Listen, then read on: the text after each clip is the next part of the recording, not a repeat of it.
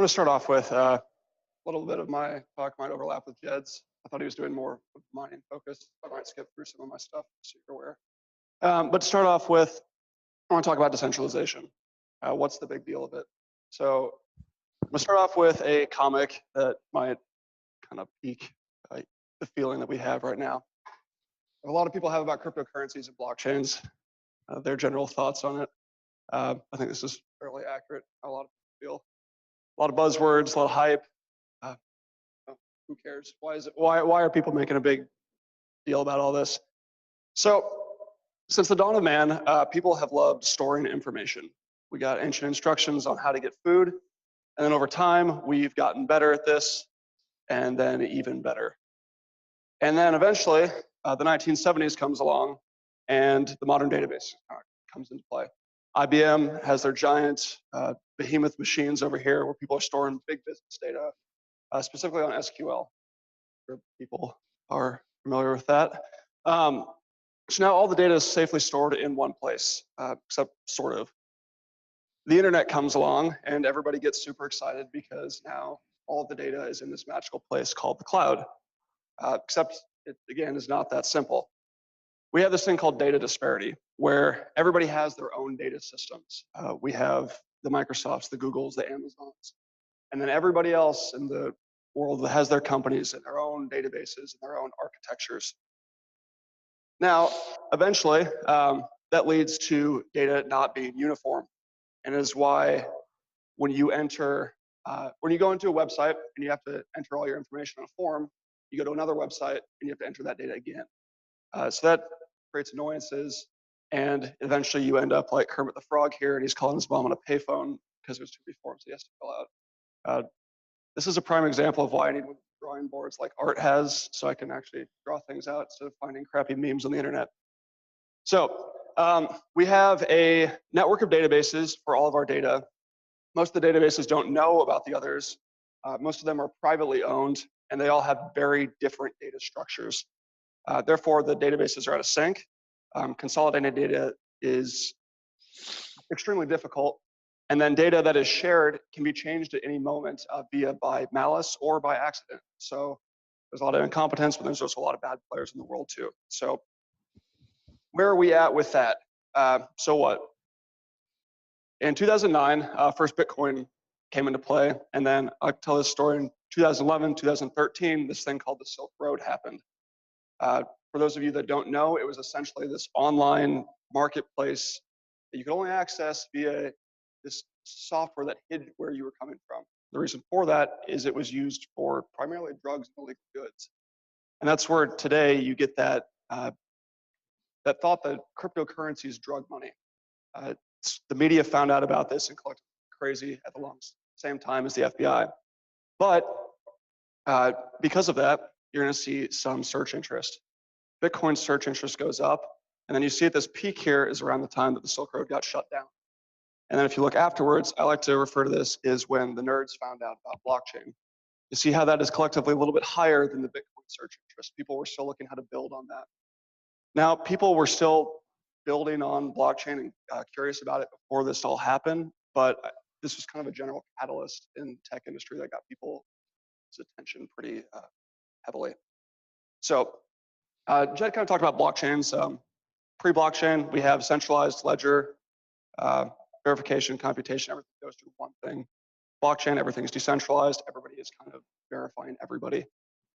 And then more blockchain, as transactions go through, they're put onto a chain, added into a block, more blocks are added on the chain, and it's blockchain.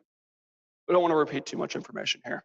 But there's a lot more to it than just that. And since Bitcoin has came into play, there's been thousands of projects that have came into play. I could spend all day talking about all these different projects, but there's a vast amount of them. So I'm going to focus on a couple of them that I like conceptually. So before I read into these, I want to point out that this is not investment advice. I can't stress this enough. I'm mentioning these projects because I like the tech behind them. And they're easy to conceptualize. The value of them may not have anything to do with that tech that they provide. If you put money into it, it's zero. So with that being said, I want to talk about cool examples that I like. So the first one is Brave's basic attention token. And what this is basically a way for you to get paid for viewing advertisements. As you view websites, you get paid in this token, and then it keeps track of what things you like, what things you're clicking on. And then for advertisers to pay into the network to show their ads, they need to buy this back from users. Kind of a different way to do advertisement that cuts out the Google and Facebook that is basically making money off us being their products. Another one is the civic ecosystem. So this is identity based. Everybody is in charge of their information via your SSN, credit card numbers, all the information about you. And this could even be used for stuff like voting. And if this project doesn't succeed, governments are looking into this to see how they could implement stuff like this. Granted, they're going to do it a little bit slower, but it goes to show that eventually we could not be Kermit here, and we could just use this type of technology to input our information wherever we want to, be it give it to a health system, a bank. You're more in control of your data versus just giving it out to everybody all the time. Another few examples that I really like, IPFS is probably my favorite. Some of you might have heard me talking about this. It's a global file storage network where if you have spare data, you can just upload it to the network and share it to anybody that wishes to use it. The power behind this is that there's already enough being built on top of this that streaming is possible. Live editing of data is possible. Databases are being built on top of this technology. So you got people like HBO, Netflix, and Hulu. They're looking to stream their data to you at a fraction of a cost, and that can provide that network. Right now, it's just people that are hosting these nodes for kind of their goodwill, but the company that created IPFS, a lot of these decentralized protocols, is working on a coin called Filecoin to be used for that in the future. It's not out yet. It's in development. They also raised $250 million with Silicon Valley, so chances are they're going to put together a pretty good product. And then there's Golem, which is kind of like IPFS, except with CPU power, where this comes into play. You look at a lot of graphic design firms, and they need to offload a lot of their computational costs for their graphic processing. And there's farms out there that offer that as a service. This network could replace that.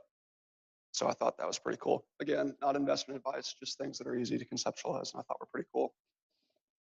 So in summary, many of these projects will probably die out. A few of them will likely succeed, similar to how you have Google, Facebook. They come out of this 1994 internet boom. I liken this to 1990s when massive amounts of money was flowing into the space and advancing what was capable onto the internet. Many companies and projects died off, but the ones that did survive became integral to our lives today. In the case of blockchains and centralized ledgers, it's likely that the majority of people won't see or care about them in their daily lives. They'll be hidden behind the products that we use daily in an effort for these companies to basically make their products more efficient and less costly.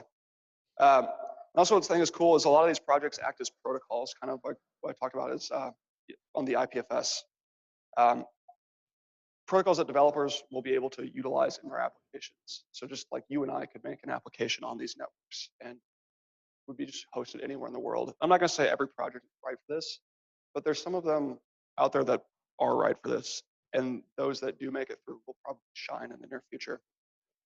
So with that being said, I have another talk up next that'll go over Ethereum, but if you guys have any questions, I'd be happy to answer them right now, or we could switch to the end. Okay, cool. I will end this presentation and